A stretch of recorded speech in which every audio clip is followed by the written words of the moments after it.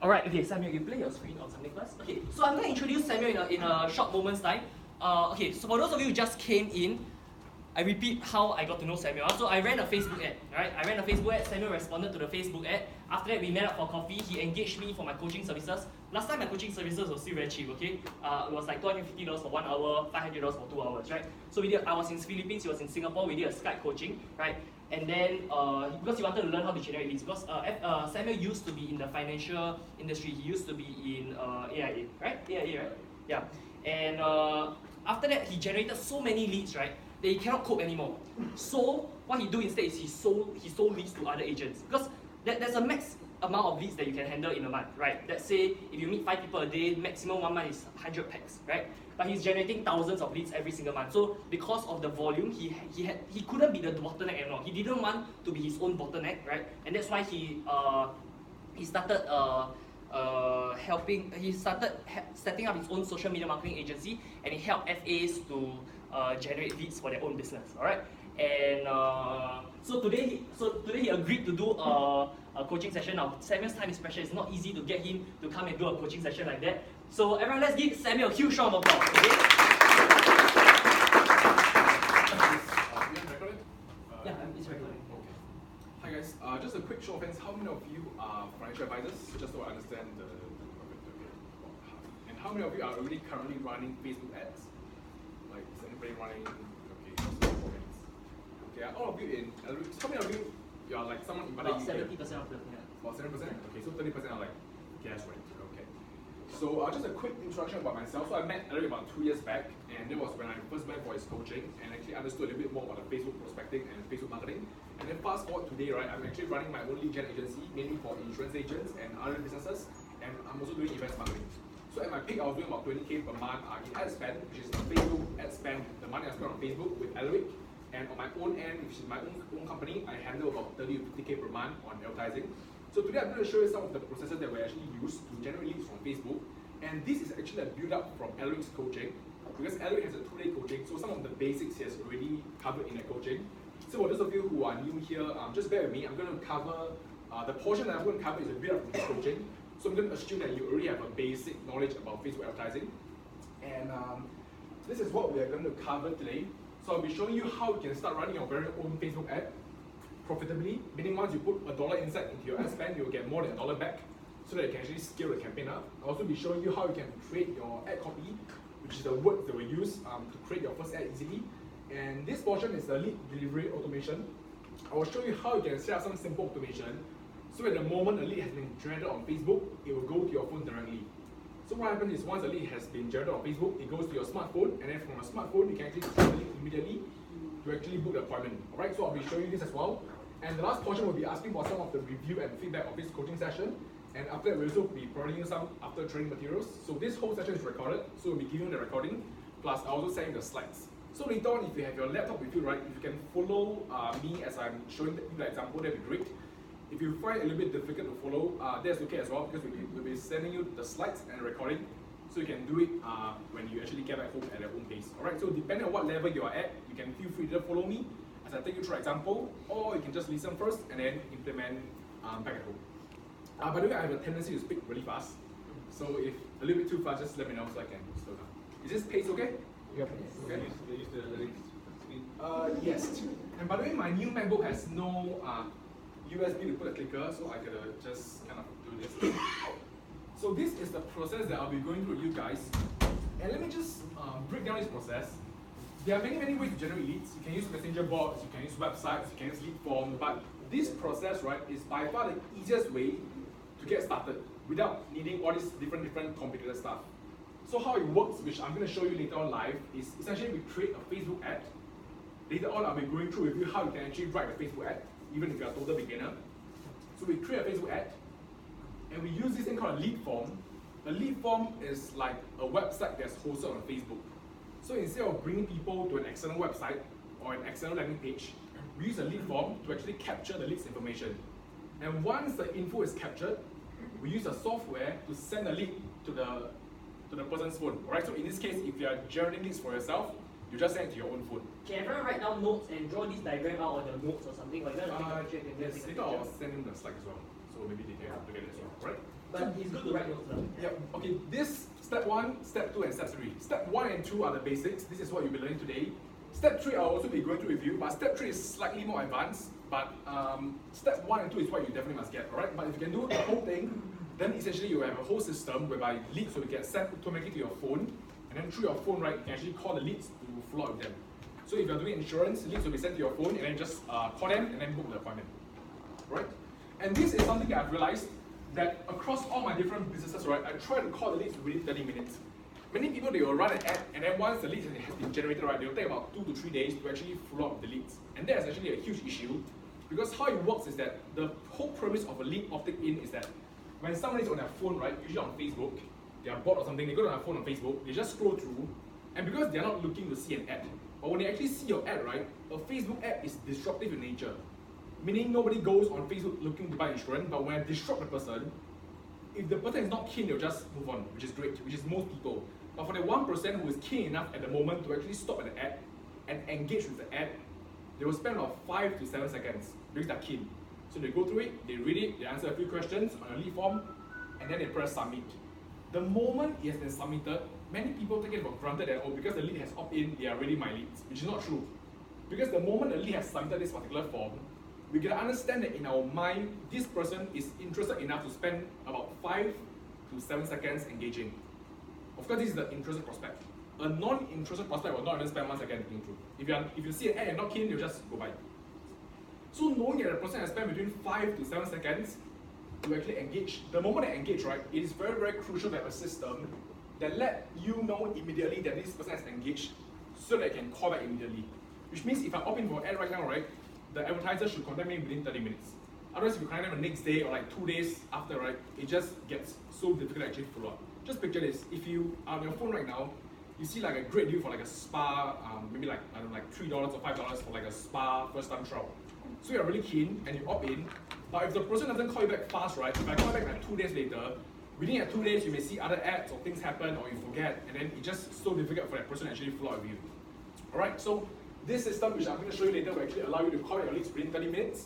And if you do this, then you will put yourself at the best possible chance to actually follow up with the leads. Everyone right now, you don't call your leads within 30 minutes, the leads will become cold. Right? Now, if you don't call your leads within 30 minutes, the leads will become cold. Alright. So, yeah. In fact, 15 minutes is less. Yeah. Yep. So what happens is for different businesses like spas or like tuition center, right, what we do is we actually plant a receptionist at the place itself. So if it's within working hours, all the leads will be called back within 15 minutes because that's the receptionist KPI. However, if you're like an insurance agent and you do not have like an admin, you can put in some protocol to make sure you can contact a lead as fast as possible. So that's it, right? Let me illustrate to you with an actual case study. So this is something that you guys may be familiar with because this is something that you guys would have probably went through. So this is the funnel that I actually use for Alaric's event. So how it works is really simple. I have a Facebook ad like this, which later on I will deconstruct for you and show you how to write an ad like this.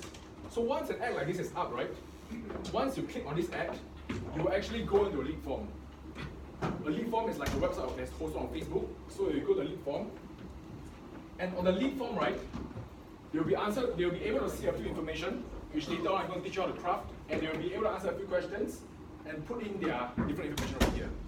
The most powerful thing about lead form, and this is really crucial, the most powerful thing is that these different fields, right, the full name, the mobile number, the email, the date of birth, or even the gender, these are what we call auto-populated fields, which means Facebook already has the data. So the moment a person clicks on this, right, the lead form pops up, this different information appears by itself, which means the user does not have to key in manually. If you go to a website and if you ask for the person's phone and mobile number and email, they have to key in manually, which is a really big deal for most consumers because people are generally lazy. But with a lead form, right, the moment they engage, this different information, because Facebook already has the data, it appears by itself, and all the lead has to do is to answer this question before they can submit the form. And once they submit, you gotta call them back immediately to either ask for the sale, ask for a deposit, ask for the appointment, or ask for the reservation, or whatever, depending on what kind of business you are in. And then from there on, you carry on with your. How many of you have opted into a lead form before? Raise your hand. Okay, Oh. so do you realize that when you opt into the lead form, it already has your name, your contact number, and everything, right? And that's the reason why I like to keep the traffic on Facebook itself. Because if I channel them to a landing page, right, and I ask them to put in their name, contact number, email, maybe they might type their number wrongly or their email wrongly, right? But if it's on Facebook, most of the time the leads are a lot more accurate. Right? It's now, when you do a lead form, it's a lot more accurate than sending traffic to a landing page, because if you get people to type manually, then they might have typo errors, right? So Yep. So this is one example. The next example is more pertaining to the insurance industry. So it works the same way. We have an ad. Of course, for insurance, later I'll touch on a little bit as well. It's a little bit different because the way we craft the copy and the words we use is going to be really, really precise, because there's a few different things that we need to think of. But same thing, we create an ad, and then we have a landing page. We have a lead form. So on the lead form, right, again, these different fields, it populates by itself. Once somebody engages, it appears by itself, and then we ask them a few questions. So in this case, we ask them whether they are a smoker, and then we give them a call prompt. Alright, so once they have submitted this, then we actually use the app to make sure the agent calls them back within 30 minutes. And for the insurance industry, this is especially important. In fact, for any industry, because you can understand how Facebook works is that once somebody engages on your ad, the Facebook data, their own data, knows that this person is interested in an ad like this, because they can track that who actually clicks on the ad.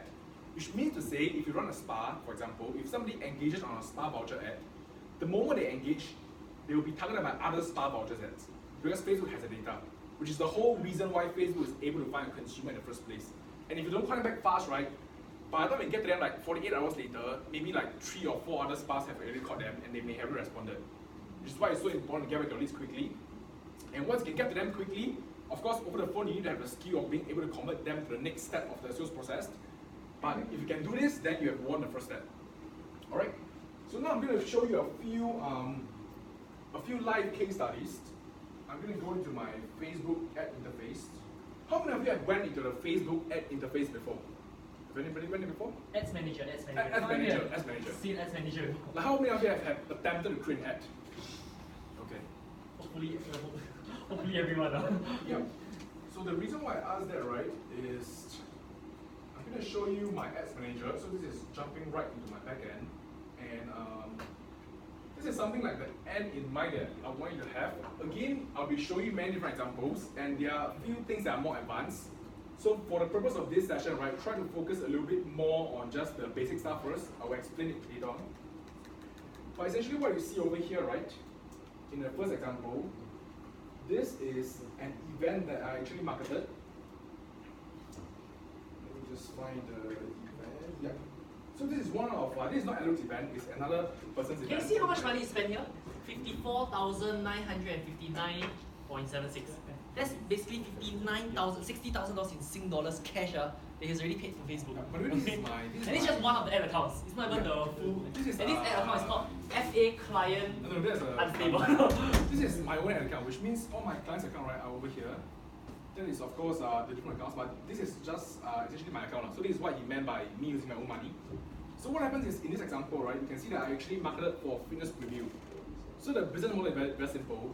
I generate traffic, and then 20 people or 30 people or 40 people would go to the preview, and at the preview, the trainer sells them something. And whatever the trainer sells, I get a portion of it. Alright, so using the same system to lead gen, here's what I did. Okay, let me show you the ad copy first. Don't worry about the wording. Later on, I will be showing you exactly how you can actually write the wording.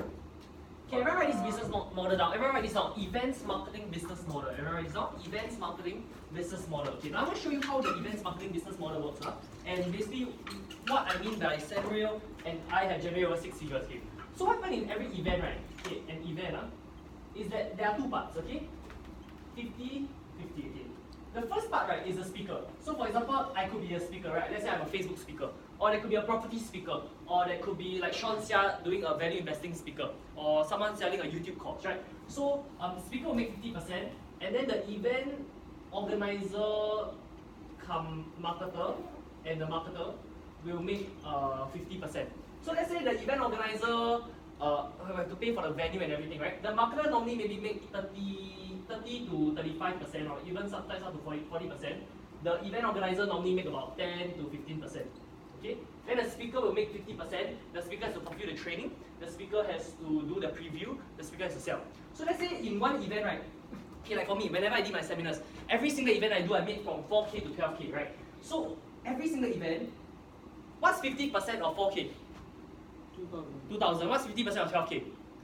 6,000. So as a marketer, right, and he was my only marketer for some events, I would transfer him 2K to 6K right after every event. Is that pretty good money? How many of you agree, right? You stay at home, right? Stay at home, just use your laptop and everything. You market an event. He didn't even shop for, okay, until today, Samuel has never been for any of my previews before. Okay, he has never been for my preview before. How many of you agree, right? You stay at home, you market an event, and then within 3 hours, you don't even need to speak. The speaker speak, the speaker sell. You don't even need to fulfill the event. I have to fulfill a 2-day course and everything. How many of you agree 3 hours make 2K is not bad? Raise your hand. Not too bad, right? That's about maybe $600 per hour, right? So when you learn how to, when you understand how to canvas attention, right? When you learn how to canvas attention, the world is your oyster as to how much money you can make, right? You can market an event, you can market a spa, you can market a FA, insurance, you can market property, you can market anything, right? And people will be more than happy to give you 50%. Why? Because whenever I give Samuel 50%, right, I don't think I'm giving him 50%. I don't think I'm giving him money from my pocket. Right? It's money that he created for me. Does that make sense? It's new money, because if not for him, there's no one to watch my seminar. I won't even make the 4K to 12K in the first place. So I don't look at it when I pay him 2K as a marketing expense, I look at it as a collaboration where he's giving me new money. Make sense? I don't look at it as I'm giving 2K, I look at it as I made 2K. I don't look at it as giving 6K, I look at it as I made 6K within 3 hours. Make sense? Yeah. So this is the business model, and that's what he means by events marketing. Okay? Alright, thank you for the very detailed explanation. So that's events marketing, and this is just one example of the ad that I actually ran. I know you see many versions, so this is called speed testing, but today we will not talk about speed testing, we'll keep it very simple. So this is the ad that I actually ran. So what happens is, the copy like this. So again, the whole premise of advertising, when somebody within a target audience between 18 to 28 years old, they are on Facebook, they have no intention of becoming a fitness trainer, maybe they have some interest in fitness, but they have no intention of opting for an ad. But when they scroll through Facebook, right, when they see an ad like this, they will actually stop, they will read the copy, they will stop, and they will actually engage by clicking. Okay, in this case, I use a landing page, but today we are not talking about landing pages, we're talking about lead form. Once they click, right, they will go into a lead form, and from a lead form, that's where we actually convert them to an event show up. So like what Alaric has mentioned, for this particular model, once they show at the event, it's on the speaker to do the rest of the things, right? But this is just an example of the front end, which is the lead generation portion. So this is one example. Another example is something like this. Okay, this one is Alu's event, alright? This one is Alu's event. So you can see that we spent about 7K. This is just one of the campaigns. So again, how an ad look is something like this. So if you look at the ads that I actually run, right, you actually can see some trends. For example, the images and the wording I use. Later I will show you how to come out with it. But the same process, they will go through a post like this. And this is what we call a pretty long copy. So today I'm going to teach you the short copy, which means we don't want to have so many words. But this one is pretty long. So same thing when somebody goes through this, right? They will actually read it, they will click it. Once they click, a lead form pops up and they opt in. And once they opt in, right, they go into your business process. Whether you're trying to go bring them to an event or bring them to your spa or bring them to your appointment, that's up to you. But this is as far as the lead gen actually goes. So one more example. Okay, this is more pertaining to the insurance industry. Can I just have a show of hands again? How many of you are in the insurance industry? Okay. This is one example. Let me just show it to you. So an ad looks something like this.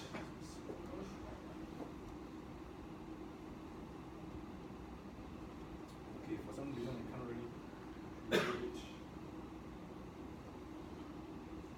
Okay. So something like this, right? So again, once somebody actually sees it, they will be engaged. And once they click, right, it goes to a lead form where we ask them a few questions. And can you see this information? It populates by itself. The reason why this number isn't apparent, because this one is a dummy account, so there's no number. But in a real account, it's a number, and it populates by itself. And all the lead has to do is to answer this question, and to answer this question. And the moment they press submit, right, the lead goes right to my smartphone, and then I actually follow up the lead. Or more like the advisor follows up with the lead. Right, so that's the whole process. As to how to ask the question over here, later on I'll go through with you, but just to have an overview of the process. I think I have one last example. This one is... Samuel, will all the fields appear Yes. if they do not make it visible to the public? Yes, they will appear. That's the They will magic. appear. Because Facebook has the data, so there's no way it will not appear unless you don't put it in. But it's almost unlikely. And people ask me, will it be wrong number? Very, very unlikely. Usually it's a correct number. And most of the time leads, they are people with some interest. How do we know they have interest? Because they spend about 5 to 7 seconds looking at the thing, when the average consumer spends like 0.01 second through an ad, because nobody likes ads. So when I stop and I give it a 5 to 7 seconds of attention, it means I'm interested. So they'll give you the correct number and then everything, and it goes to you. Everyone write this down. Sales is not a convincing process. Sales is a filtering process. Write this down. Sales is not a convincing process. Sales is a filtering process. Your job when you sell something or when you market something, right, is not to convince people. Your job is to create an ad copy, right, such that it will filter who is interested in this, who is not interested in this. And the people who are interested in this will naturally come up to the top and they will send you their leads, they will come for your event, and they will end up meeting up with you for an appointment or meeting up with you for coffee. So sales is not a convincing process. Sales is a filtering process. Okay, so one last example. This is also pertaining to insurance, but this one is more for recruitment. So again, something like this. You will see that all the copies I use are pretty long, but later on I'll show you a simpler way to write it. But same process, copy and image.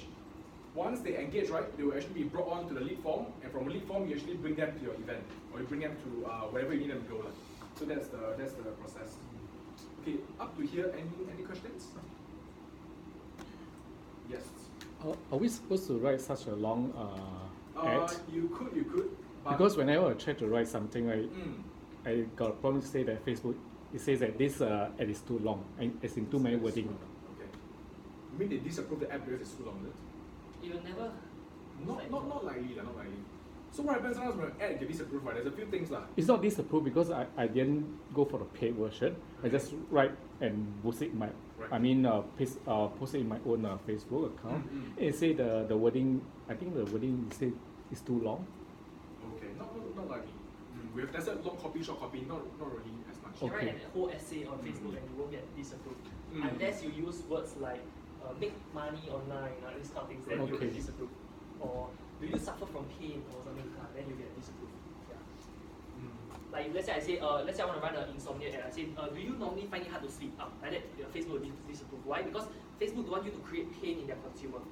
Like I say, do you normally find, then they remind them, say, oh yeah, I always cannot fall asleep. So Facebook don't want you to create pain in the consumer. So there are some things like you can go look at the Facebook privacy policy. Yeah. Okay. How Facebook works is that they put their consumer over the business, which means to say I have friends who are spending like 7 figures on Facebook, but Facebook will still deactivate the ad account when they don't follow the policies. Because to Facebook, the consumer is always more important than the business. Because if I piss the business off, but I still have the consumer, they will still come back to me. Because they got no other way to access this attention. However, if I take the money in and just allow anybody to advertise anything, they will piss my consumer off. And once these consumers go off, right, then I have no leverage already. Which means to say they are also pretty sure of certain policies. So the moment you know your account is, your ad is disapproved for whatever reason, right, try to create a totally new campaign so that they can't retrack it. So that's just one of the more administrative stuff. Alright, so in this whole 3-step process, right, pretty much, there's a lot of things that I could touch on, but today I want to talk a bit more about the copy, which means how do you use words, right, to actually lead gen? How do you put words in such a way whereby it calls out to the correct audience, it gives them the correct message to actually engage with your ad? And that's the most important thing, because if you have your copy on, right, the targeting and all the other small things, right, is not as important, but as long as you have a copy, that is the first step. So now I'll be going through with you how to actually write an ad copy, and this is where I'll deconstruct the way I write my copy. And what you can do is take notes on how you can implement this for your own business, and later on I will show you some more of the, I'll go through with you a hands-on version of actually doing up a copy from scratch. So this is a typical ad that I will actually run, and I took some time to actually deconstruct it. So in all my ads, right, you'll always see the first element I would have is always this.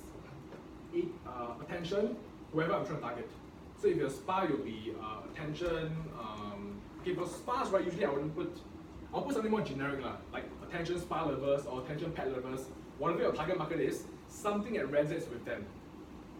So the first thing is that, of course, this one is the second thing. The first thing is that your page name, right? Try to use either your own name, a human's name with of course a human's image, or use something that resonates with the consumer. I'll give you a perfect example. For the insurance industry, right, many people like to run ads from like their agency. So it could be like from ABC agency. But a name like this, right, does not relate to the consumer. Everyone write this down. This is quite important, especially those of you don't write an ABC agency. Correct. Don't write like whatever agency or whatever. That means a lot to you, and there's a lot of pride because your team photo is there. But it does not mean anything to a consumer. It means like 0 or even negative. But what means something to the consumer? You want to put something that can resonate with them. So something like wealth accumulation SG, or something that relates to the consumer, and that's the first thing that will catch attention. So once you've caught their attention, the second thing is attention whoever, right? Attention consumers, so attention spa lovers, attention pet lovers, attention financial advisors, attention salespeople, attention entrepreneurs, attention hustlers, whichever your target market is. And then you must insert a can't say no question. Alright? A can't say no question is basically a question that the target market cannot say no to. So it's like a no-brainer. So in this case, I put something like looking to learn Facebook marketing to 10x your income and business in the next 30 days.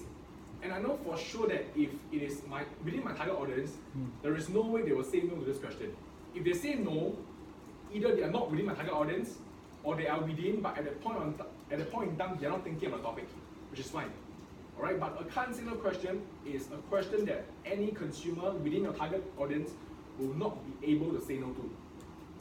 So maybe we do a quick example. Anybody has like a business that I can do a can't say no question for you?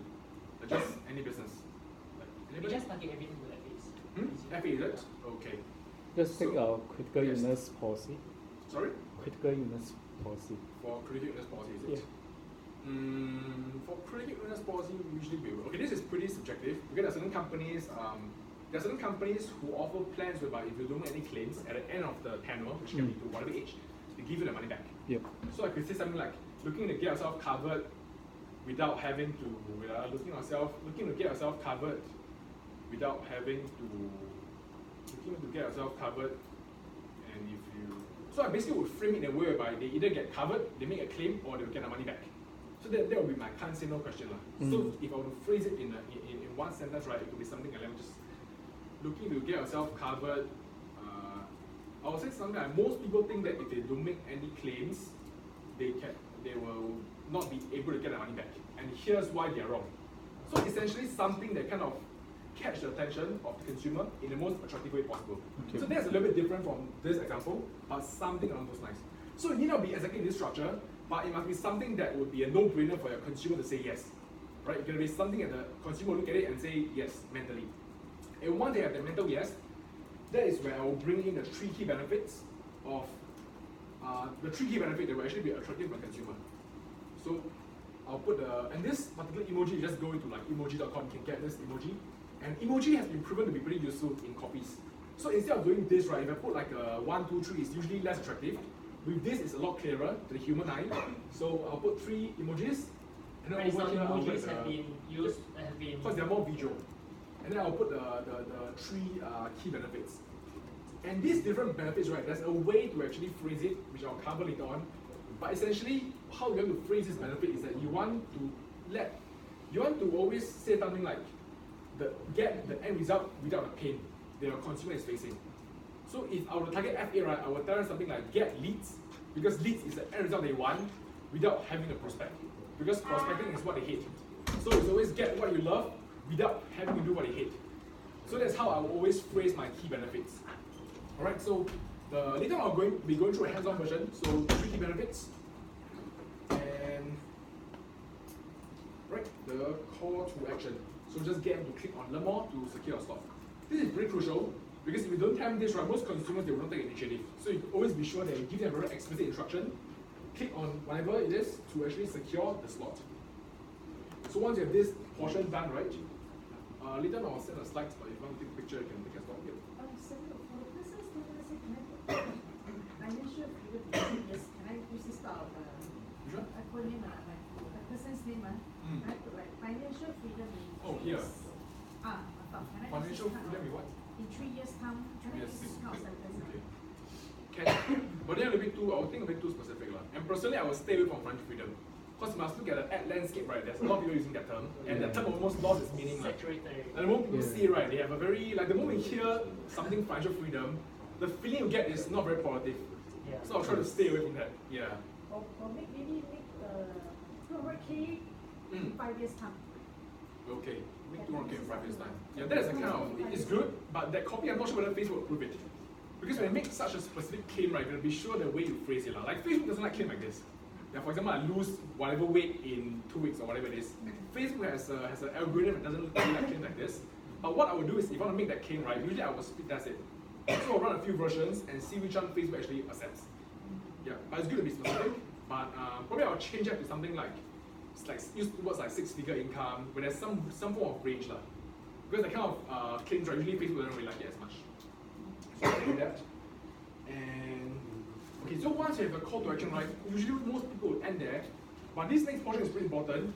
I would always add this portion in. So if you look at most of my ad, right, there will always be a PS. And usually I will put like 1 PS, 2 PS, 3 PS.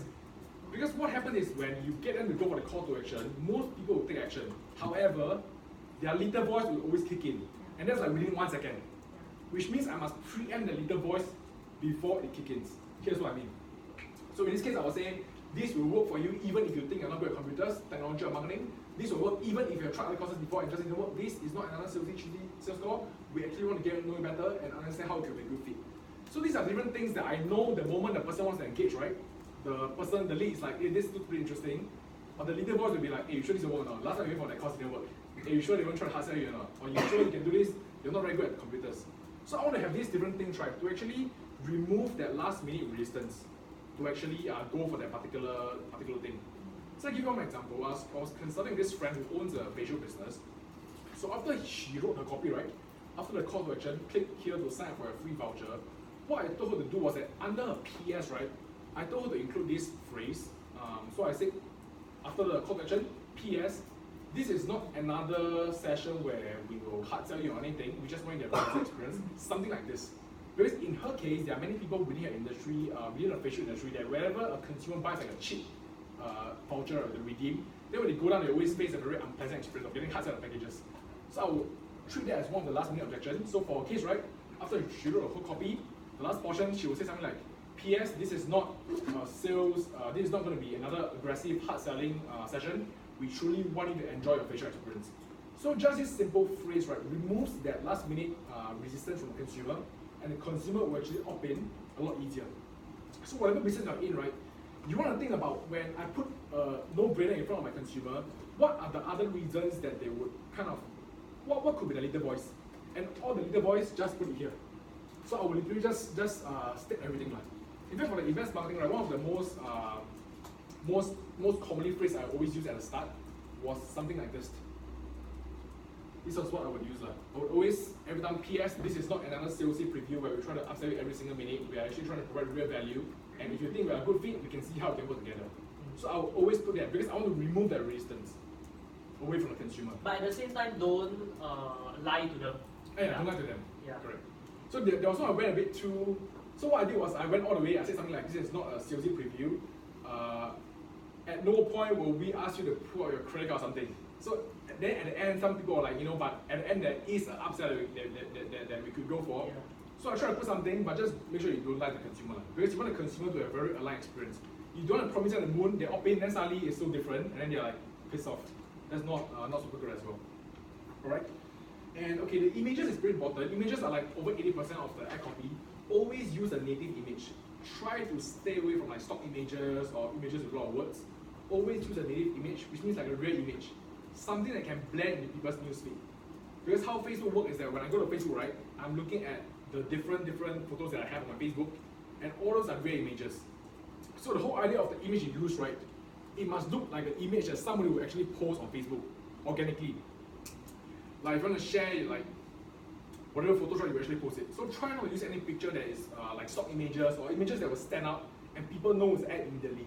Because what happens is with an ad, right, there will be a small sponsored logo at the top. Or most of the time, if you craft it properly, right, people won't really feel it as much. But if you use like a stock image or those kind of very, essentially images that people know are not real. An image that you will never post on Facebook, then people will know it's an ad immediately. Alright, so the whole goal is to try to use a native image that actually blends into people's newsfeed. And the better you can blend in, the less they will feel that it's an ad. And okay, for the header, right, you can craft a header anyway, but after different testing, right, I found that this is one of the best way and one of the simplest way.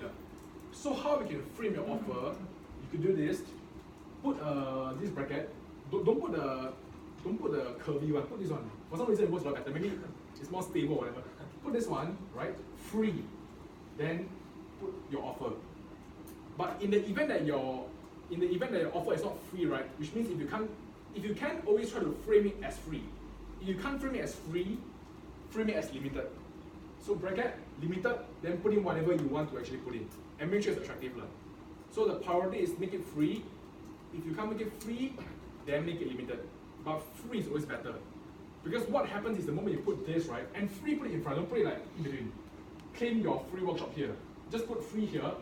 Because the moment a human eye sees free, right, their gut is lowered already, mentally, subconsciously, then they will read on what's going on. Or limited, their gut is lowered, or they are kind of, they want to find what it is, then they will actually read on. Right? So free, learn how to 10x your business with Facebook marketing.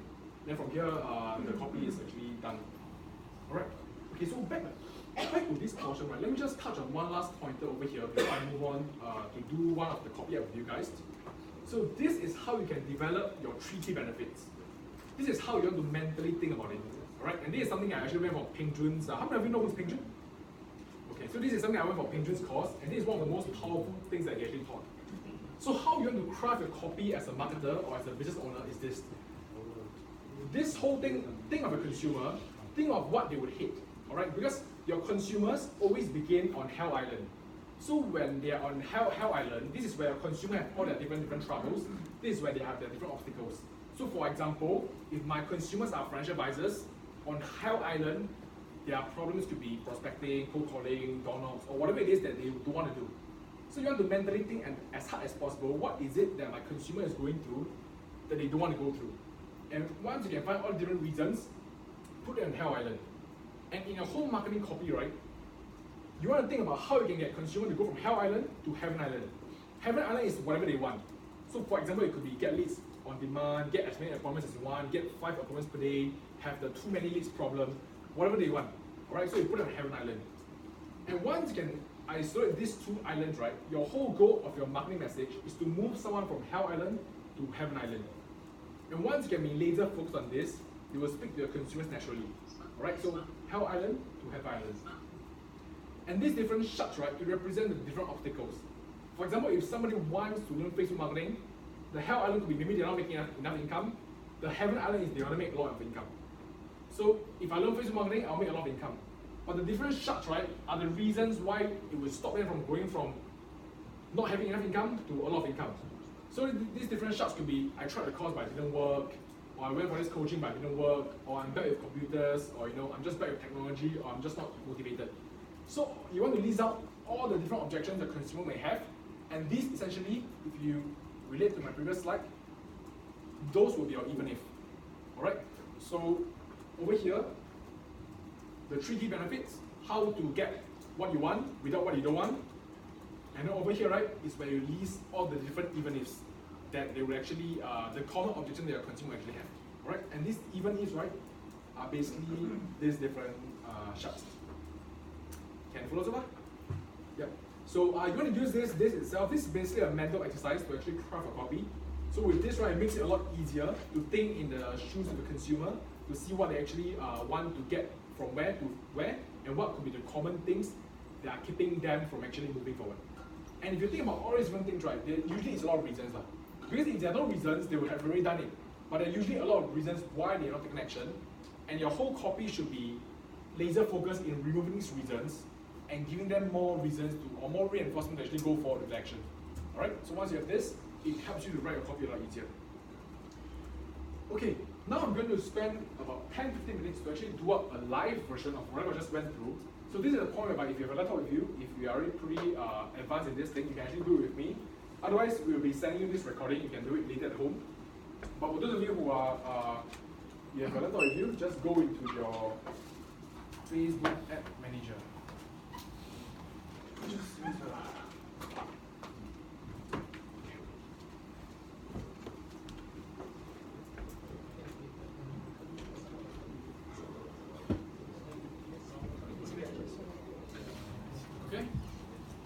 Just use okay.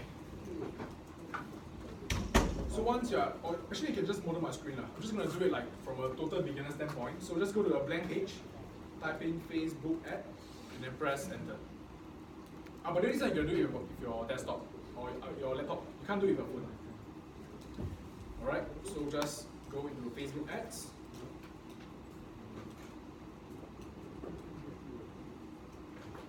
and then just press on the blue button.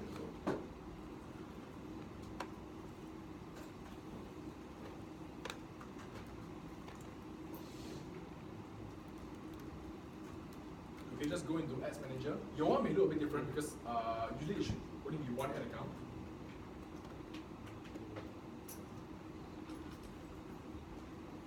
So you should go into something like this, right? Something like this, and then press on the green button, and you'll see the different ad objectives, right? You'll see the different ad objectives. So there's many different objectives, but for today, right, and after all this testing, I've realized that if you are within your first year of using Facebook ads, just this one tool itself is pretty much enough. The truth is you can do everything, but just focus on one. If you can master this, it's like more than enough already. And again, your goal is not to, unless of course you are in the Facebook ad business, again, your goal is not to master Facebook ad. Your goal is to find the simplest way, the easiest way, the path of least resistance to use Facebook ad to build my business. And that answer, right, is usually lead gen. Alright, so click on lead gen. If you don't have your laptop, right, you just write down step by step, okay? Like first step, facebook.com/ads manager. We will say in recording, but if you write down, usually you remember a little better. Facebook.com/ads manager. Second step, click the green create button. Third step, click lead generation. Fourth step, name your campaign name. Yep. Step by step, okay? So that even when you go home, you can reference this. If not, you go to the video course. I also have it step by step, okay? On go here. So once you're done, just press create. For those of you who are already done this, yeah. Okay, so this is the first thing that we have to do. Whenever it comes to pages, right, one of the reasons why people don't create new pages is because they think that if I do a new page, it's a dummy page, there's no pictures, there's no likes, nobody will believe it. But the truth is for lead gen, right, it doesn't matter. Because the whole process of lead gen is when somebody on their news feed, they see a sponsored post and they engage, they give it the information and they become a lead. That's the whole process. It does not include them going to the page. Would there be like 4 skeptical person who will go to a page and see that, oh, no likes, this must be a scam? There will be. But it doesn't matter. You know why? Because if you look at this, right? If you look at this, you can see that this is the impression number. Impression meaning how many people saw it. Alright, so if I go through an ad, 1 second, that's 1 impression. You can see that there's 76k impression and there will be 60 leads. So that's it. Which means the 4 skeptical person that don't click because you don't have a credible page is just going to be one of the person over here, which doesn't matter anyway. Alright, so you do not need a credible landing page. All we need, right, to be very honest, I just want a page name. We just want a page name. We don't care about anything else. We just want the page name. Alright, so don't let that be an obstacle. We just want a page name.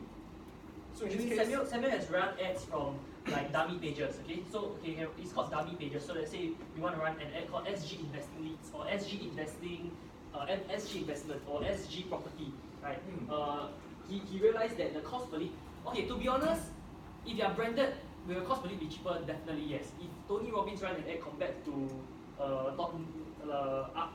Tanaka run an ad, obviously people opting to Tony Robbins more likely, right? To be honest, yes, branding does matter, but at the same time, even if your ad copy is good, if you know how to excite the right pain, right? Even if you run an ad from a dummy page, it will still work. Okay? Yeah. Samuel has generated thousands of leads from dummy pages. So again, I was going to use Alaric Ong, but I thought, let me just use the dummy page, alright? So we start on the same page. So what I would do, right, is, and this is just admin, usually I will go to public figure. I would just choose public figure, because if you choose the rest, right, they will ask like a whole bunch of questions. If you choose business, then they ask a lot of questions. So just public figure. So you're creating a new page. And over here, assuming I'm promoting his event, I'll just put something like, okay, you don't want to put Facebook marketing SG, because Facebook doesn't like it. They like it when you associate with them. So I'll put something like 10x marketing SG. Something like this. For most dummy pages, I will always put SG at the back. Either SG at the back, or I will put something like Singapore 10x marketing. You want to give the consumer a feeling that this is like associated with Singapore, right? It's like something that's very, very near to us. So either Singapore 10x marketing or 10x marketing SG. So in this case, I'm going to do Singapore 10x marketing. And a profile pic, right? I'm just going to choose like a picture. Profile pic can be any pic, like can be a stock images or whatever, doesn't really matter. So. Is anyone lost? Who's lost? Raise your hand. This one. Yep. So what happens is I will go through this, but yes. You're creating a Facebook page or A Facebook page. a fresh Facebook page. Correct. Is it important? No, you already have that, use your old one. Use your old one. Yeah. So I'll just put any images in. I'll just put this. for example. Alright, so, and then once you press create page, right, we're done. This is the whole purpose of a page. Alright, so we're done. Can and then we we just have move any on to the end. number of pages? Yes, I created over 100 pages already. Oh. So the only reason is for this. There is no more reason already. So just don't overthink it. Just test. Okay, Yeah. are people able to link the page to the dummy page to our profile? Oh, they cannot. They cannot link. Oh. Yeah, they cannot link. Unless you specify, unless you put on your dummy page that this is managed by Alaric, this is managed by Yeah. him. Yeah, they can't link. So another reason why we use dummy pages, right, is for industries, for example, like insurance industry, or even the property industry, or any industry that's regulated, or maybe even not regulated by regulation, maybe regulated by own emotions. The moment you use your own face, right, there are certain things that people don't feel as comfortable saying. But we use the dummy page, right, the positioning is more neutral, it's more third party, and you're a little bit more daring with your marketing message. So that could be one of the reasons as well. So Singapore tax marketing. Like for, if you use your own Facebook page in the insurance industry, you might lose your license if you write an ad wrongly, right? True?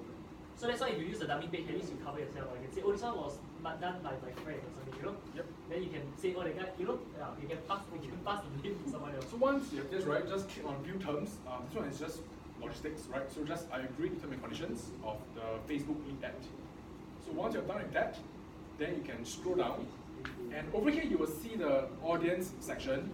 This is something that I would think is crucial, but it's not the most important one. So usually I would just do a pretty brief one. And how I'll do this, right, is something like this. The first thing I'll do is that I would change this to people who live in this location. Because it has been proven that if they are in Singapore, they are like traveling, right, it's not very likely that they will make a buying decision. So always change it to people who live in this location, Singapore. Alright? And then age range, gender. Usually gender I'll just put all. Age range, if it's for his marketing cost, I'll put something like between 25 years old and 50 years old. And again, for this targeting, right, usually people get very, very fixated over this. They feel as though I need to be very, very precise on this. But the truth is that you don't have to. Because how Facebook works, right, is the whole interest extraction process is actually based on user intent. Which means to say my job, right, is not to know who is interested. My job is to put out the correct message and to give Facebook a boundary. I take my ad copy, I tell Facebook, just target around here. That's it. Don't have to overthink it because you will not know, because Facebook has all the data. So once you have the correct copy, just target it to an audience with some filtering. Facebook will be able to sieve out the people for you. Alright, so I'll put this, and under interest, right, I'll probably just put something like, let's just say marketing, or maybe social media. Maybe not even social media marketing, just social media, right? Just a broad one. And then I will see my audience size. Okay, usually I would have an audience size of about 500K. That's the usual range. Why? There's no clear reason, but just from what I split tested, usually 500K is about a good range.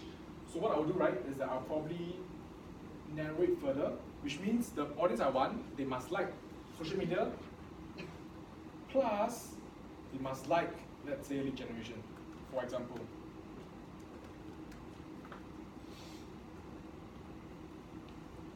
Okay, so now we are at like 51K, which is a little bit small. But one of the amazing tool over here is that you can just click on suggestions, and it will show you other related interests based on what you have selected.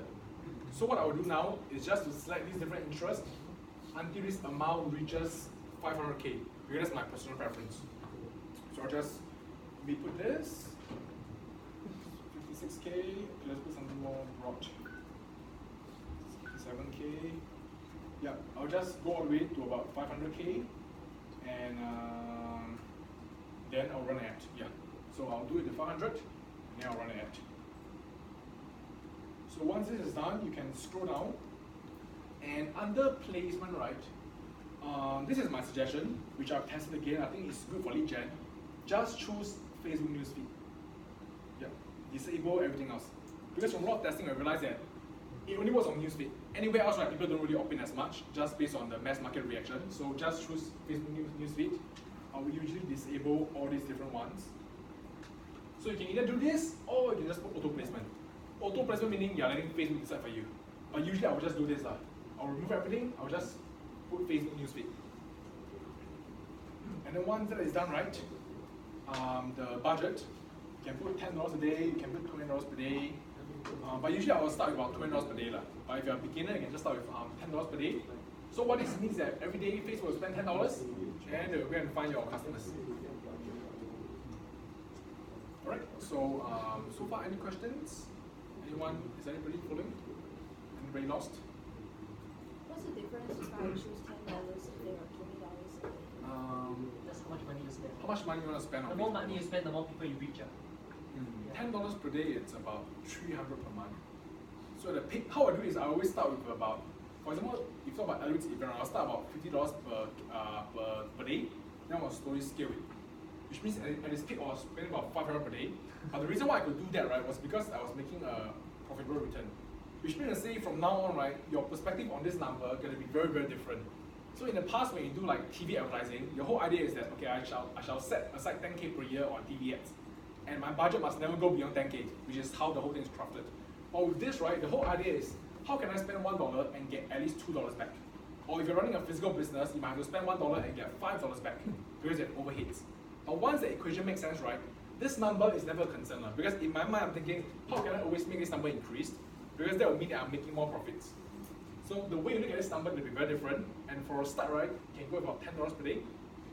Sometimes people will tell you can do $5 a day, you can do even like $3 a day. But from my own experience, usually $10 is the bare minimum I would go. If it's any lower, right, then usually You won't get much results. I won't get much results. And the amount of time you require is usually a lot longer. So about $10 per day. And then press continue. So once you're done with that, then we'll come to this portion. So I always use single images, and I've tested elaborate videos versus images. Somehow images still does better. Although video is good for engagement, but with video, right, we've tested with lead gen ads. People watch a video, they click it, they ask questions, but they don't submit the lead. So images is good enough. So in this case, right, I will just choose an image again. I will choose a native image. And as much as possible, your image, right, if possible, try to have like a face in it. Like a face that's looking at the camera, because that is a lot more like a native image. So I will just select an image of, in this case, Alaric. Let me see if I can find one. This is how you select the free stock images. You saw free stock images? Okay. Yeah. I will select something like this. Okay, so let's say you got no image, right? You can click over here for free stock images, right? So Facebook, right? Okay, you know what are stock photos, right? You don't know what are stock photos? Okay, so when you buy a free stock image, right, Facebook will remove the watermark for you and give you a free image because you're spending money with them, so Facebook pays for you, lah. Okay? Yeah. So the image can be of a girl, can be of a dog, can be of whatever related to your image. And if you choose a stock image, that looks like a native image, lah. Or just select something that looks real, and then just go with that. So in this case, right, I will just put this as the image. So native image, it looks real. It looks like something people actually post on Facebook, and it has a face to it. These are the common things I actually go for, right? So once that is in, I will just go on to this portion, and this is where I will start writing my copy. All right. So for the interest of time, I'm going to simplify it and give you a really simple format for actually writing copy, and I'll apply the formula that I've just shared with you, which is this. Okay. So let's ignore this. Let's write from scratch. So the first thing I would do, right, is maybe somebody just give me a scenario, because if I just do the same thing, then it will be the same thing. You can't see the thinking process. So in this case, right, give me a target audience that Alaric may want to target. Something more let's specific. just target FA or something. Huh? Okay, half of them are FA, so you might as well imagine you're selling a critical illness or you're selling, something. Okay. FA, no, about the Investments leads or investments. Okay. So for example, right, it's attention to financial advisors. Right. No, So, we do a copy that financial advisors can use. oh. So we give them something that you can take away from today, like they can launch a new ad from today. Whoa. Okay. Let's say they're selling a critical illness plan or something like that. Okay. Can so we are just. Okay, so if that's the case, right? Same process. I just go to page. I just click create new page. That's the thinking process. So I'll put something like, what kind of plans do you guys usually like? FAs, what kind of plans do you guys usually Okay, y'all vote. Okay. We're gonna launch one ad today. Y'all vote what ad you want to launch. Okay. Who wants to launch critical illness ads? Raise your hand. Okay, about 6 people. Who wants to launch investments ads? Raise your hand. 2. Who wants to launch recruitment ads? Raise your hand. You want to recruit financial advisors or recruit people? Go on. Who wants to launch what other kind of ads? Health policies. Okay, 1. Okay. I think we launch critical illness. Okay. Okay. Okay, any others that any particular preference? Property. Property. How many property agents here? Only you, Fontaine, Issues what? Alan, Jeremiah. Okay, we do one for cricket owners. Cricket owners, Guys, it's simple. okay. So if that right, I'll create a name something like Singapore Healthcare Planning 2019. For example, something that relates to them and something that feels a lot more localized. Alright?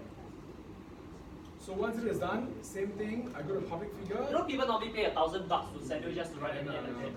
So he's writing an ad for us for free, so pay attention. Let me see if I can find okay, I'm gonna do this. The stock image. Okay, I'll just look for an image.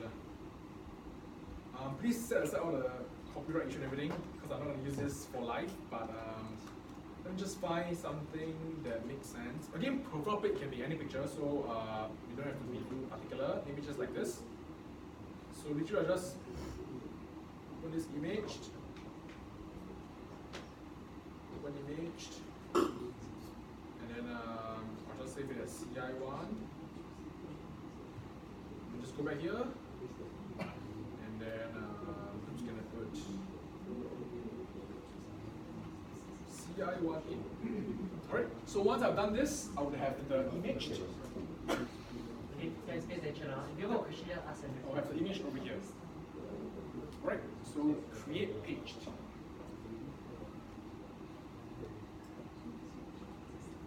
So once the page is created, right? Same thing, just click on the view terms to actually accept the request, and then you can start running the ads. So all this wouldn't be relevant. So in this case, I'll put something like maybe healthcare. Healthcare? It's about 500K, which is what I wanted. Alright, so that's good. Okay, pay attention, pay attention. You guys, Any questions? pay attention, pay attention. Alright, so something like healthcare, and then I'll just go all the way below. Same thing, I only target them on Facebook newsfeed because that's where it's been proven to drive the most conversions. And then, okay, but for FHR, I'm thinking about 30 per day. I wouldn't go any lower than that to get the results a little bit faster. 30 per day is about 1K per month, and that's usually the run rate they want to go with. Otherwise, you'll be too slow to get the results. And if you realize that you can't spend to that amount, right, then what happens is you can lower your time frame, which means to say you go for like 15 days. So you'll spend 500 per day instead of like spreading 500 over 1 month. Yeah, per day I'll usually go at least $30. I won't go any lower. And let's say you can't go $30, you only can spend like $5. Usually I wouldn't advertise them to go into Facebook ads immediately. We should try other methods first. But with this, usually we run at least 30 per day. And then, yes. What you suggest, how much per day? I would think also about 30 because of the high value of the sale. Yeah, should be about 30 per day also. And again, 30 per day is 1K per month. So many people think, oh, 30 per day, 1K per month, I can't spend 1K per month. But that's not a very correct way of thinking. Because the whole idea is with 30 per day, right? How can I get to my first sale as fast as possible so that it becomes free for me? That's the whole idea. So don't think of it as a data expense, alright? So if it's this, right, then in this case, it wouldn't be attention financial advisors. So it could be working adults, for example. Right? So in this case, it could be working adults. So I'm trying to target working adults who may want to buy critical illness insurance. So attention working adults. So next thing is a question that will actually attract their attention. So I could say something like, attention working adults. Most people think that, the example that I quoted you earlier on, most people think that buying critical illness insurance would be a waste of money if they don't make any claims, right? So this is what I would to actually attract attention. And once this is up, right, I'll put something like, here's why they are wrong. Something like this. It's not exactly like a question, but it's more like a can't say no statement. Something that basically creates some curiosity in the mind of the consumer. Alright, so something like this. And once it is done, I would jump into my 3 key benefits. So what I would do is, like literally, I just go to emoji, and then this is my green question mark. So I'll just copy it, and then I'll just put it in. Okay, for the insurance industry, I've realized that this portion, we keep it really, really short. Because when it's too long, right, it doesn't really add much value. So I'm going to keep it really short. So in this case, I'm going to put something like, cover yourself up to multiple illnesses and cover yourself up to multiple illnesses with just one single plan.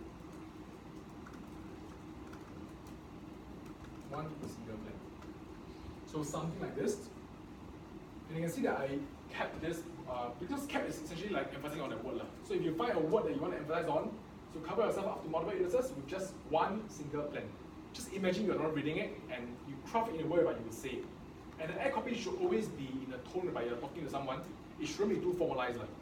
And what I mean by formalized, if you go to like the different companies, right, if you look at their ads, I'm talking about the actual insurance companies, their ads are usually very, very formalized. Like the way they write, right, it's not how you talk to the person. So always write a copy as though you're talking to the person in a first person kind of perspective. Alright? So cover yourself up to multiple illnesses with just one single plan. The next one I could put something like next one I could put something like No health check required. Sorry? No health check required. No health check. Is that true? Yeah. It's difficult. It's difficult, is it? Okay. I mean, as in no health check required for the plan. Yes. Okay. It just For answer. the critical illness plan. Yes. Okay. But is it really? Yeah, it's check, real. right? It's real. Okay. No health check really. They just need to answer a can say few that, right? questions. Okay. That's it. He said we can say that. So for example, we put something like, you know, if that's the case, I'll put it as the first thing. Because that sounds pretty interesting to me. Okay, that sounds pretty interesting to me. So I'll put something like no health checkup required. Yeah. But what is required? Or they just need to answer 3 simple questions. Answer 3 simple questions. Yeah. And that's for critical illness plan. Yeah. Okay. It's not full-fledged critical illness, but Got it's it, got a it. it's This a is pretty intriguing. Okay, so something like no health checkup required. Just answer 3 simple questions. 3 simple questions and yeah, good Yep. to go. Alright, so first key benefit, second key benefit. The last one, right, usually I'll put something related to the budget because that's always something that's on people's mind. They know it's important, but the reason why they don't get it is because it costs money, right? So I'll say something generic like maybe start with get yourself started or get yourself As low as $1 a day. Oh, okay. These are actual numbers that you are. Yeah, right. Okay. Okay. Get yourself covered with as low as $1 per day. Yep. As low as $1 per day. Okay. Something like this. So these are my 3 key benefits. And call to action. So for insurance, it's pretty straightforward. I would always say something like, want to find out more about this incredible plan? Click on learn more to find out now. So this is my call to action, right? So I'll just change the sign up to learn more instead. Okay, we always use learn more. Okay. Mm. Why don't we use sign up? Because when people see a sign up button, right, then there's a lot of consumer deliberation. They're like, do I really want to sign up? Are they gonna ask me to pay something, right? But like sign up means what? Sign up the plan straight away, right? Learn more is like, hey, I just want to learn more. I put in my information, I want to learn more. You see the difference? If you do sign up, right, your cost per lead can be twice as expensive, 3 times as expensive, just because you use sign up. Okay. So always use learn more. Yeah, question. How about contact me? Contact me. There's no me, such button, right? There's no contact me. Sorry, call me. Don't have sign up, subscribe, get code, get offer, download, book now, apply now. How many you want the consumer to press on a button and call you? Is it? No, there isn't a button called call me. Yeah. Why there's one call now? For us, new launch of Yuan, how about KD? Okay, lead gen usually the whole process is that we get the number, then we contact them. Yeah. Because most consumers, they are not very willing to actually, they're not so proactive. Okay, at the end of the lead form, right? Okay, after they fill out the lead form, they go to the thank you page, right? After that, you can ask them to call you. After they fill out the lead form, you can say call now. Yeah. Because the number of consumers who are interested enough to call the person, right, is really quite little. Because they are usually not very proactive, which is the reason why they haven't taken action. they have a whole ton of limiting belief.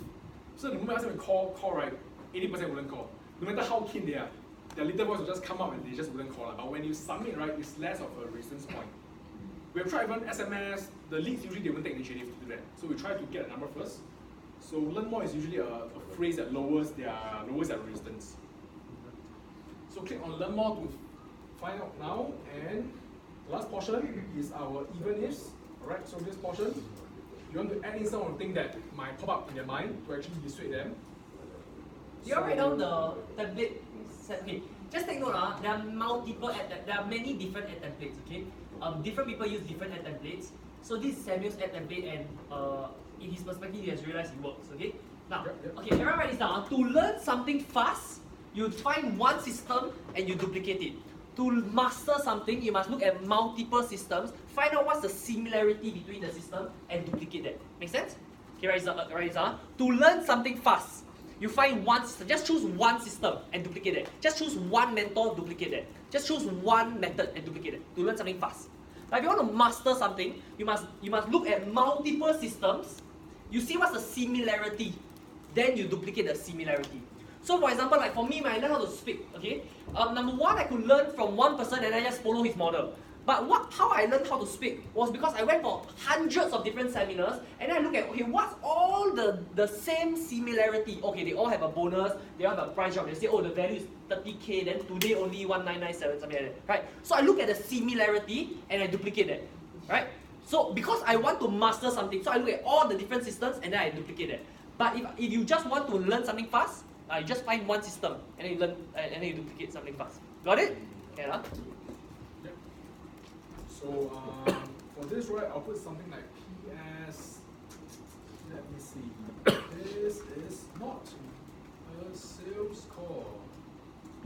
Alright, we'll need. So number one, this is not a sales call, so I'm letting them. I'm preempting them that there will be a call, and I'm explaining to them that we will need to ask you some questions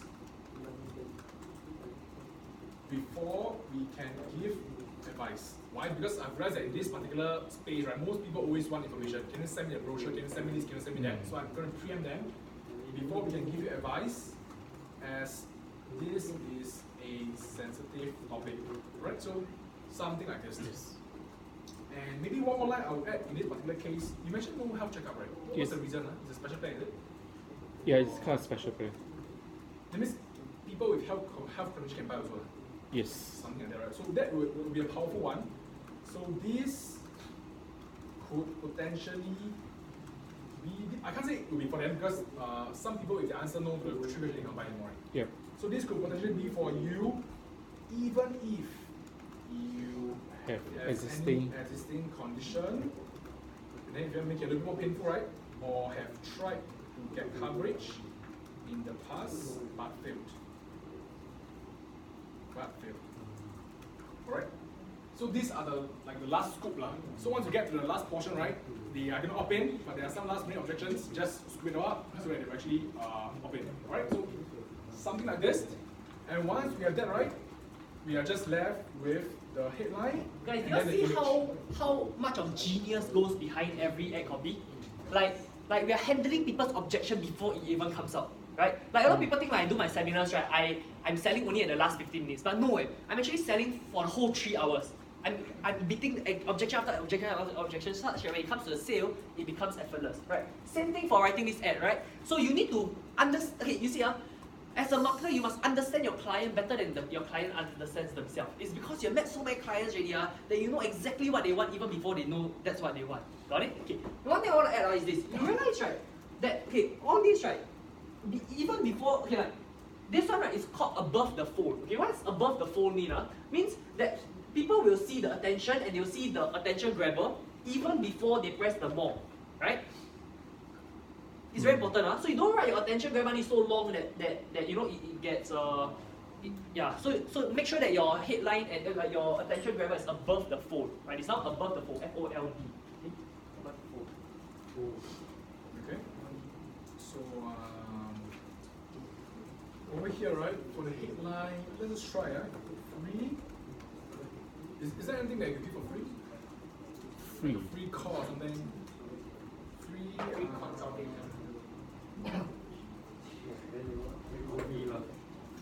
Cashback if there's no claim. Cashback, okay. Okay, then I'll put limited lah, not free. Limited. Oh yes. The critical I think that illness there's a discount. Yeah, there's this 10% Some discount. scarcity lah. Yeah. So limited. Cover against illnesses from $1 per day. Okay, in this case I'll use this lah because it's a pretty strong point. So limited cover against illnesses from $1 per day, or more like I'll put critical illnesses. Alright, so this is the copy that I'll put in. The reason why I don't put free is because I realized in this case we put free, right, there's a lot of like freebie stickers and yeah, it's not very good lah. So certain spaces, you know that you can't work with certain kind of people who are thinking of certain things. Like if you put free, right, you attract all the people who are like legit looking for something free. They're not going to pay, which makes it super difficult to convert anything. Alright, so limited cover against critical illnesses from $1 per day. So once this is up, then we are done for the copy. All we are left with is the image. Alright, so I actually went on to Google to find some images. So same thing, you want it to look like a native image. Do not use something like the profile picture. Don't use this as the image, it wouldn't work, it's too fake lah, right? So do use something like this. Look for something that is more real. So something, let me see here. Something, oh, one more thing is use agents in a picture. Don't use like non-agents because it speaks better to agents usually because within Singapore there are mainly like Chinese people, Asian people. So make sure you use like a Chinese face with it. More like an Asian face like an Asian face. Write that out. Or at least look Asian. Because All these are again, small little tips and tricks, right? and the reason is because it's nothing to do with the race, it's because those are the images that are native on Facebook. Because most people, that's what the kind of images they'll see on Facebook. So use native images. Right, so in this case I will choose something like okay, maybe, and of course select something that, okay, one trick about the copyright thingy, right? Select something that, here's what I do sometimes. I'll put something like Critical Illness Singapore, then I put like Critical Illness Hospital, I'll put like Batam, something. Like non-Singapore lah, so you can use the image a lot easier without getting into complications. Not the best way, but sometimes I do this lah, and it's pretty okay. So okay, I'm just gonna use this lah. No, sorry, not very good.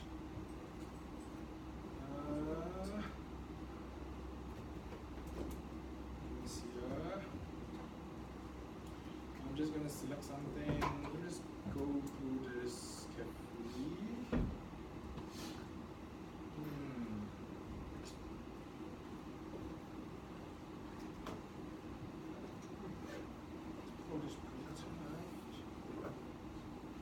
Why not just use one of the image that I found previously? Let me see if I can find it.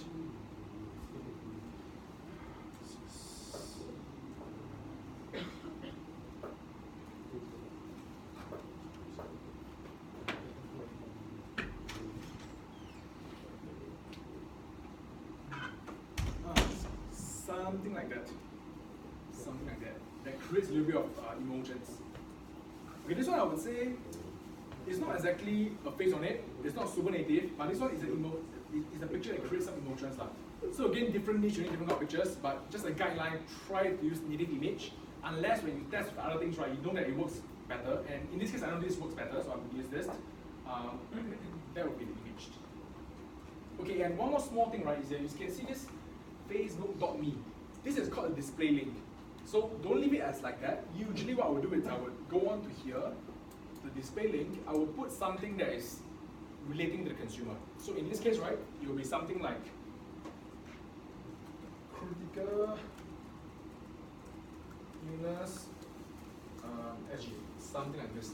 But the consumer will never go to this link because they can't click on it. They can only see it. But you want them to make sure the whole experience is congruent. So the page name is that. This is it. This is also related. And when they click, right, they can only go to one place, which is to become a lead, which is to open the lead form, right? So I'll put something like this to actually make sure the whole experience is actually aligned. So once they have this, right, then the ad is done up. We just have to create the lead form, and this is the easy part. Okay. So once you have done this whole ad, the last portion is just to harvest the lead. So create lead form, and usually I will turn this off. Yeah, I wouldn't put too much information over here. Like you can see just on the event one, I have a lot of information. I tested a few times. Also to simplify things, usually I don't put too much info here. So it's a lot easier. Because the more you put info, like, you can phrase them correctly and everything. Because you don't want to lose the lead over here. So don't put any info. All we put right is Can you guide them through form type too, right? yeah. Start from the start. No, form type is the default one. So once you go in right, usually I'll just put the default one. More volume. I don't really mess too much around with this. Higher intent means there's 2 steps, so they got to go through more things to actually operate. Like before they send you their lead, Facebook will say, are you sure you want to send this lead? So that's called more. Usually I'll just put this lah, so it's pretty good enough. So this right, and then under this, I would put a standard one. Instead of learn more by providing information, I'll just put something like verify your details. And why do I need to verify? Because I know it appears to be, right? So verify your details and click on submit. Or in this case, it's next, right? So it's not submit. Next to proceed. So it's very, very clear. And in lead generation, you don't want to assume that the lead is clear. You want to assume that they are very, very like flaky and they are very, very distracted by everything. So exactly what to do, verify your details, make sure it's correct, and click on proceed. Click on next to actually proceed. So of course, under the questions, by default, there will always be email and full name. But email, from my experience, unless you're doing email marketing, email is as good as like not very useful, it's almost useless. So you always want to ask for their mobile number. So over here you can see you can ask for mobile number, ask for address, city, state. So usually I will ask for the where is it? Mobile number. Under contact field. Contact field, okay. Mobile number. So mobile number, email. Okay, I always get the question, should I put in occupation? Usually I wouldn't, because occupation, number one, there's one more field that creates more deliberation for the consumer. Number two, occupation is always not accurate. So what I will put in instead is that for this kind of topic, right, I want to find out also their date of birth and their gender. And all these different things, right, will actually be auto-populated. So once they click, all these appear by itself, and then a lead can actually submit. And for a start, right, what I suggest is that just run this as it is. Don't put any more qualifying question. A qualifying question is a question that you can add on over here, then you can make them answer. But again, once you put a question like this, right, it becomes harder for the lead to opt in, because now they have to answer this question. So for a start, I would say don't put in this question. Just put these different fields, so it makes it easier for lead to actually engage us. But once you start having the leads coming in, right, then you will start to realize that you need to qualify your leads based on the real data, so you see what kind of people that you actually want to qualify. So after a while, after I've tested it, I've realized that for this topic, right, what I would ask is, the first question I would ask is whether they are a smoker. Alright, so let me just, are you a smoker? And over here, I'll put yes or no. Something like this. If it's a question like this, right, I'll put a very explicit yes or no, because it's very clear cut. However, if you're asking something like, if you're asking a more advanced question, I will usually put yes, no, and maybe. Because again, you're going to assume that the lead is not very clear. You don't want that to come to a case whereby, for example, if you ask something like, something that's not super explicit. For example, have you, can't think of a clear example, but it's essentially, as long as it's not a very explicit one, right, you want to give them a third option. Because you don't want to lead to feel as though they can't choose between yes and no. But as long as it's a question that they can choose between yes and no, just put yes and no, so they will select. And for this topic, right, I will usually ask one more question, and this is what I call the core prompt. Okay, this is important for this topic. Why? Because after running ads on this space, right, I've realized that some of the leads, when you call them, although they know that they are opting in for you to call them, but they are a little bit shocked when you actually call. So over here, I add in one simple step to actually preempt them. So what I would say is something like this. As this is a sensitive topic, we will be giving you a call to find out more before advising. Which means I want the lead to go through this question before they actually become my lead. Which also means that if you cannot accept this, I don't want them to become my lead, because then they will be shocked when I call, which is very difficult for me to actually follow up. So I'll put this, And the options they can select will be yes and yes. I don't put no lah. Usually if they want to choose no, then they won't continue. But I always put yes and yes, which means they must go through this process, but they must answer, otherwise they can't move on. So they know for sure that I'm gonna call you and they have to acknowledge it, otherwise they'll move on lah. If they're like, where is no, I can't choose no, then I'm pissed, then they just go off. So it's also better for them because then they won't become Yep. It might make your cost a bit more expensive, but you'll save you time. Yep. So once this is done, right, and then okay. So once it's done, you will have to click on. If you realize you click on finish, right, you can't really finish it because there will be this privacy thingy. So this URL, right, all you do is just put the page URL. Okay, the URL of this new page I've created. And how we do that is just this. You just literally go to the pages. And then I will just choose the critical illness insurance, Singapore healthcare planning. And then I'll just take this URL. I'll just put it in. Alright, and that's done. Thank you screen. If you want, you can just put the website link here. I can put call me also. Here you can put. Okay, Angela, this is the part. Okay, you can put view website, you can put call business. You can put a button. Then you can put your number, so they press call, right? Then they should call you. Correct. But very low chance one, No chance. I mean, people call one. Huh? Yeah. So, but okay, what I like to put here, right, is because I want to remind them a lead they're going to call. So I put, will be giving you a call soon. Alright? So that's it. So again, I reinforce that you'll be giving a call soon, and that's why it's so important to call them back fast. Because if you call them back like after 10 minutes, it all makes sense. If you call like 4 days later, whatever strategy you use here, right, it doesn't really make sense because by the time you get to them, they're like super cool already. So I'll put that, and once that is done, we need some words here. I see. So thanks, you're all set. We'll get in touch soon. Usually all these I don't change much. I'll just put the default one. It's just that over here I'll put we'll be giving a call soon. So that's the last piece of information that's on our mind. And all you have to do is to follow up from there. So with this, I'll just press finish, and then the ad is good to go.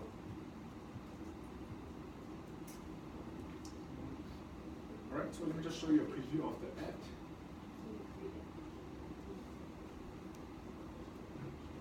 And whenever you have an ad, right, try to preview it on your mobile. So usually I would do this, you press on this mobile preview, you can see on the mobile, because over 90% of people see on the mobile. But in this case, I'm just going to show it on the desktop so we can look at it together. So something like this.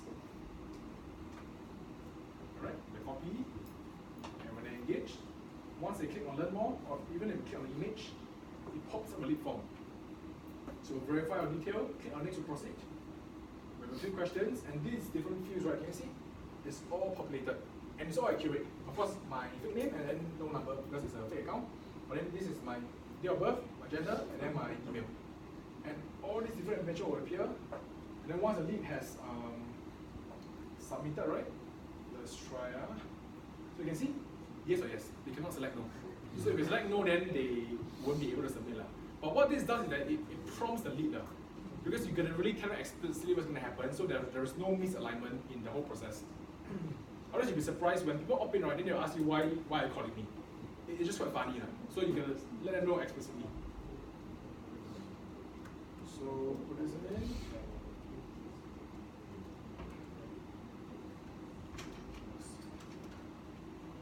Okay, let me just try and submit this form, so we can all look at it.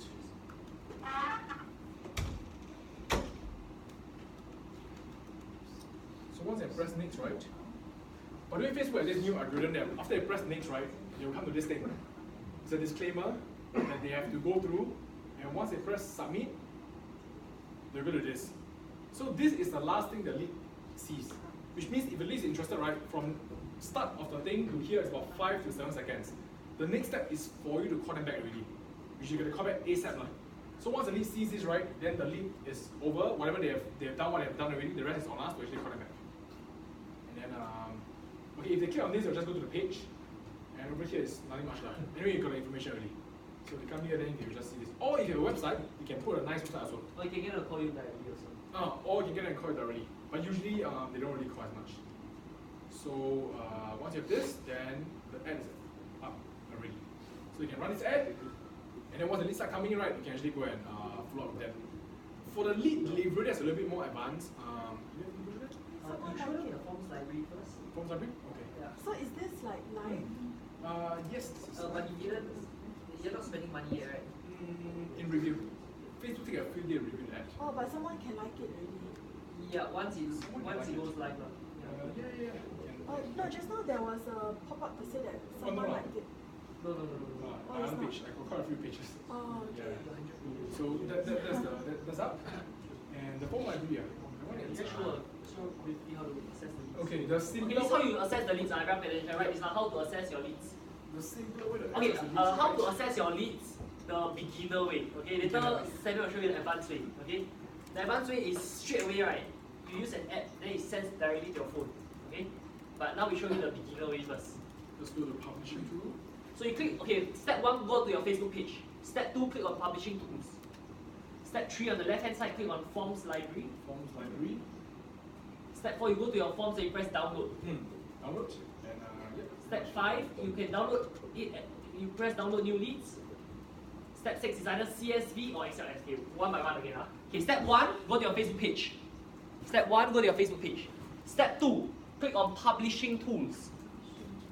Step 3, on the left hand side, click on forms library. Step 4, click on download. Step 5, select the date range of the leads that you want to download, or you can press download new leads. just download new leads. Step 6, choose either CSV or XLS. CSV is basically common, it's like both are Excel files, but XLS is like the full Excel file with all the functions. CSV is like a less, you can show them both, actually XLS and show them what's the difference. Yeah. No, down. Here's the profile. Then you open your leads. So this is how you open the leads. So this is how you open the lead. So when you see the lead, you'll see the ad ID, the ad name, the ad set name, campaign ID. You scroll to the right. And then you see his, scroll to the right. Are you a smoker? Yes. Is this a sensitive topic? Yes. Right? His full name, his phone number, his email address, his date of birth, and his gender. Got it? Can Okay. So this is, this is how you assess your leads. Okay. Now this is a very slow way because you have to every day, right? Every day you have to go and physically press publishing tools, press this one, right? So and by the time you won't keep going because you won't receive a notification whenever you get a new lead, right? So it will be very slow. Okay. So later on, Samuel will show you a way, right? That within 2 seconds, that they submit their lead, right? Straight away you receive a notification. Would that be good? Yes. Would that be good? Yes. So later on, Samuel will show you. Anything else?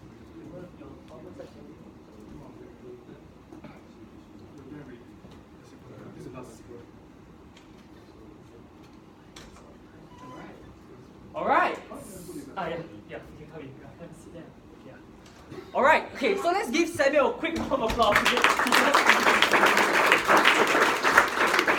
So, okay, anyone has any questions?